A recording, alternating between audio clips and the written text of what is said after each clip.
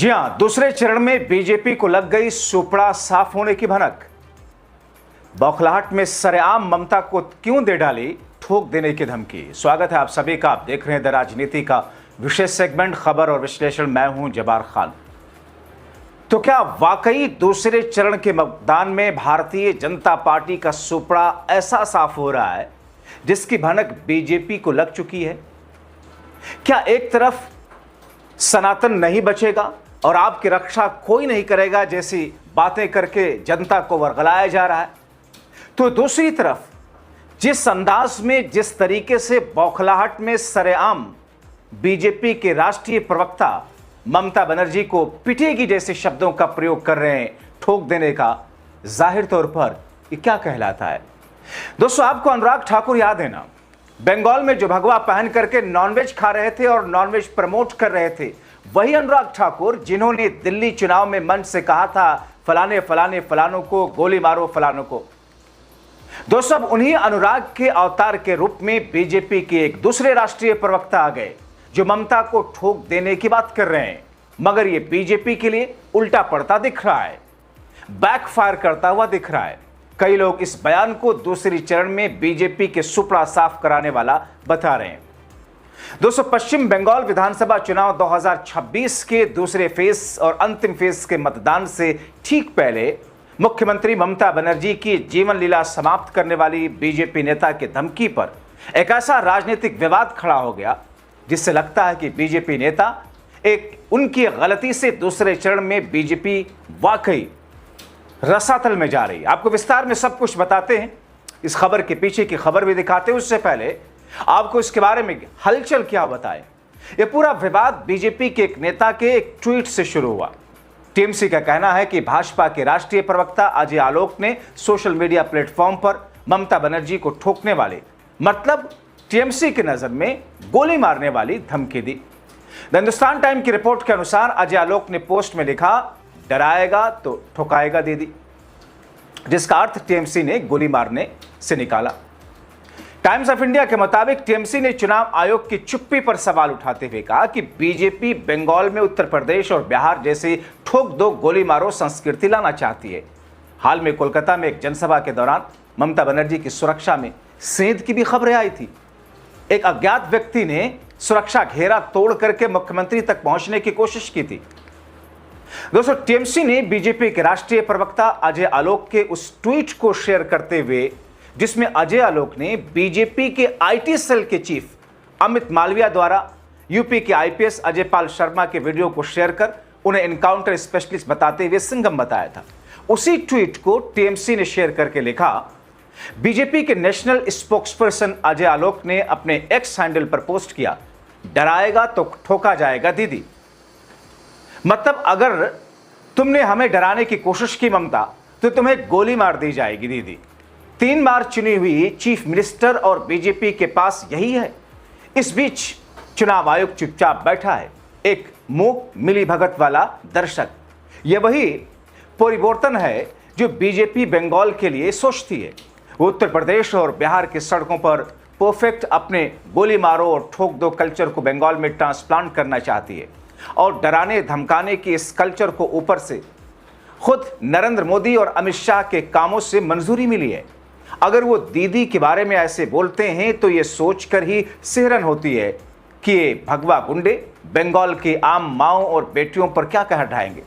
लेकिन इन शब्दों पर ध्यान देना, बंगाल भूलता नहीं है, बंगाल माफ नहीं करता। अपनी बेटी के खिलाफ इस अपमान, इस धमकी का जवाब बातों से नहीं, वोटों से दिया जाएगा। 4 मई को बंगाल अपनी बात कहेगा। लंबा चौड़ा ट्वीट करके टीएमसी ने कुछ इस तरीके से भारतीय जनता पार्टी के अजय आलोक से लेकर के आलाकमान तक पर निशाना साधा।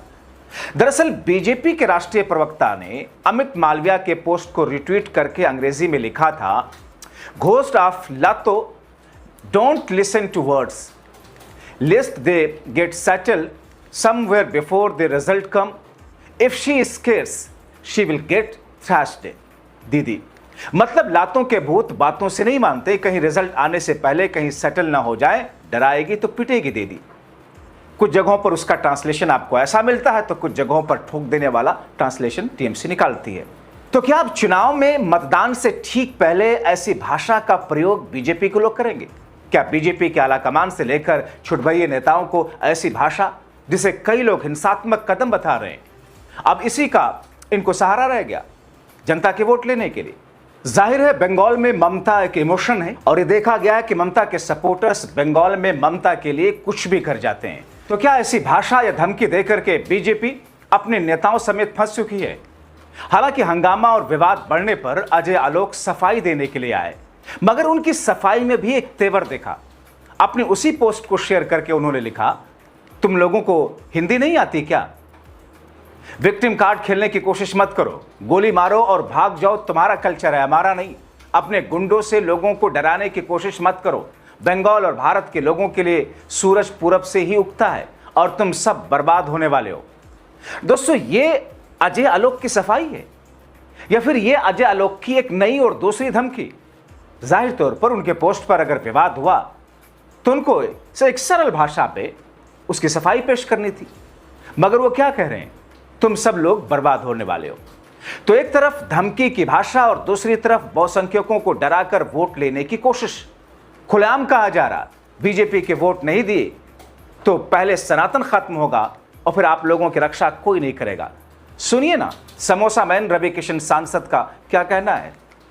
यहां का सनातन खत्म हो जाए। अब ये चुनाव अगर हाथ से आप लोगों ने उमेश भैया को वोट नहीं दिया कि वो रक्षा न करी, ये हम दावे के साथ कहे नहीं किए तो यहां का सनातन खत्म हो जाए। अब ये चुनाव अगर हाथ से आप लोगों ने उमेश भैया को वोट नहीं दिया, मतलब अब इस स्तर पर वोट लेने की रणनीति। मगर तभी साइनी घोष ने धार्मिक सौहार्द का पाठ कुछ इस तरीके से पढ़ा करके सबकी रक्षा की बात कर दी है। मोहम्मदुर रसूलुल्लाह बिस्मिल्लाहिर्रहमानिर्रहीम। जय मुखे बोल जय हनुमान ज्ञान गुण सागर, जय कपीस तिहु लोक उजागर। राम दूत अतुलित बल धामा, अंजनी पुत्र पवन सुत नामा। महावीर विक्रम बजरंगी, कुमति निवार सुमति के संगी। कंचन वरण विराज सुबेसा, कानन कुंडल कुंचित केसा। बोलो तो ये जी एक जोन शेर का बच्चा बैठा है यहाँ पे, एक जोन शेर का बच्चा बैठा है यहाँ पे। पहले हमसे निपट लो, उसके बाद ममता जी और अभिषेक जी से निपटना। तो फिर एक ऐसी कोशिश जिस कोशिश में बंगाल को बाय हुक बाय क्रुक किसी भी तरीके से अपने पाले में लाने के लिए भारतीय जनता पार्टी की जो बेचैनी दिख रही है, ये बेचैनी आज की नहीं है। ये बेचैनी तो आपने बिहार में भी देखा, जो लगातार नीतीश कुमार की उंगली पकड़ करके बीजेपी सत्ता का सुख तो भोग रही थी, मगर पहली बार नीतीश कुमार को साइडलाइन करके अपना मुख्यमंत्री बना चुकी है। बहुत सारे लोग दोस्तों, बंगाल के राजनीतिक बुद्धिजीवी और बंगाल पर नजर रखने वाले लोग ये कह रहे हैं कि बंगाल की किस्मत और सत्ता का फैसला अगर वोटों की बुनियाद पर हुआ, जेन्युइन वोटों की बुनियाद पर, तो फिर ममता को आने से कोई नहीं रोक सकता। तो फिर इसका दूसरा पहलू क्या है? जेन्युइन वोटों की बुनियाद पर नहीं हुआ तो फिर इसका दूसरा पहलू बहुत ही डराने वाला और लोकतांत्रिक और संवैधानिक मूल्यों को कुचलने वाला है दोस्तों। इसीलिए दोस्तों बार बार यह कहा जाता है कि चुनाव आयोग एक ऐसी ऑटोनोमस बॉडी है जिसकी नजर में सत्ता पक्ष और विपक्ष एक समान होने चाहिए। हालांकि यह किसी भी दौर में एक समान नहीं रहा है, कहीं ना कहीं इसका पल्ला सत्ता पक्ष की तरफ झुका हुआ रहता ही है, मगर हर चीज का एक लेवल होता है। अगर यह सरेआम खुलेआम सीधे सीधे जनता की और विपक्ष की आंखों में धूल झोंक करके सीधे सीधे सत्ता पक्ष का एजेंडा चलाने लग जाए तो फिर इसका पल्ला झुका हुआ नहीं कहते हैं। और इसीलिए टीएमसी ने कहा कि चुनाव आयोग मूक दर्शक बना हुआ है। दोस्तों, जिस अंदाज में जिस तरीके से ये ट्वीट किए गए, जिस अंदाज में धर्म के नाम पर वोट मांगने की कोशिश की गई है, हमारे देश के संवैधानिक मूल्यों, लोकतांत्रिक मूल्यों में चुनाव आयोग के गाइडलाइंस क्या है कि जाति और धर्म के नाम पर आप वोट नहीं मांग सकते। मगर भारतीय जनता पार्टी के कई सारे नेताओं के बयान दर्शाते हैं कि सीधे सीधे, अभी आपने देखा रवि किशन का बयान, सीधे सीधे कह रहे हैं कि अगर हमारे प्रत्याशी को नहीं जिताया, बीजेपी को नहीं जिताया, तो सनातन खत्म हो जाएगा, आप लोगों की सुरक्षा खतरे में पड़ जाएगी, आपकी रक्षा कौन करेगा। इस आधार पर रवि किशन के खिलाफ भी एफआईआर चुनाव आयोग को दर्ज करना ही चाहिए। मगर कहां है चुनाव आयोग? अजय आलोक ने जिस भाषा का प्रयोग किया, उस भाषा में खुद बीजेपी के आला नेतृत्व को उस पर सफाई पेश करनी चाहिए। मगर शायद वो तो खुद इसी किस्म की भाषा में लिप्त हैं। उल्टा लटका देंगे, कान खोलकर सुन लो, ए दीदी वो दीदी। अनुराग ठाकुर का वो अंदाज जो कि आज तक आपके कानों में गूंज रहा होगा।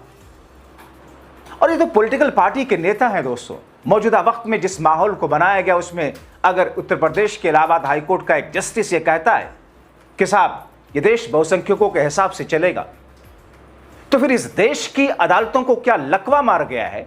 इस देश की अदालतें क्या अपंग हो चुकी हैं जो इस पर स्वतः संज्ञान लेकर के एक नजीर नहीं पेश कर सकती? मगर नहीं होता है। अनुराग ठाकुर ने मन से जो नारे लगवाए थे कि देश के फलाने फलाने फलाने को गोली मारो फलानों को, जाहिर तौर पर उस बुनियाद पर उनके खिलाफ में एनएसए का मामला दर्ज होना चाहिए था। जिस तरीके से छोटे छोटे मामलों में भारतीय जनता पार्टी और सत्ता पक्ष के लोग, विपक्षी नेताओं और खास तौर पर गैर बीजेपी, गैर एनडीए वोटर्स के लोगों के खिलाफ एनएसए का मामला धड़ाधड़ और अल्पसंख्यकों के खिलाफ दर्ज कराती है। अगर मौजूदा वक्त में दोस्तों किसी ने सही ही कहा, एक पूर्व जस्टिस ने, कि अगर मौजूदा वक्त में सही तरीके से, संवैधानिक रूप से, लोकतांत्रिक रूप से अगर सही तरीके से लोगों के खिलाफ समान एक्शन होने लग जाए तो भारतीय जनता पार्टी की 2/3 पार्टी के नेता जेल के सलाखों के पीछे होंगे, क्योंकि उन्होंने कोई ना कोई ऐसा वक्तव्य तो दिया ही है। दूसरे पार्टी के नेता भी होंगे लेकिन मार्जिनली, लार्जर पिक्चर में उनकी तादाद काफी कम है। ऐसे में दोस्तों आपको तय करना होगा देश में चल क्या रहा है। और हमारी आपसे अपील, अगर आप बंगाल के दूसरे चरण के मतदाता हैं तो फिर अपने वोट का प्रयोग कीजिए ताकि आप अगले 5 वर्षों तक खुद पर अफसोस ना कर सकें कि काश हमने वोट किया था। दोस्तों आप सब क्या सोचते हैं? अपनी राय कमेंट बॉक्स में जरूर लिखें। अभी के लिए इतना ही, शुक्रिया।